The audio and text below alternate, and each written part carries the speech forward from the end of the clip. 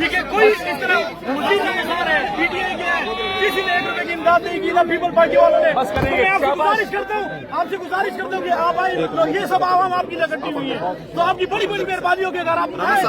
हम आपके बहुत मशहूर है कि आप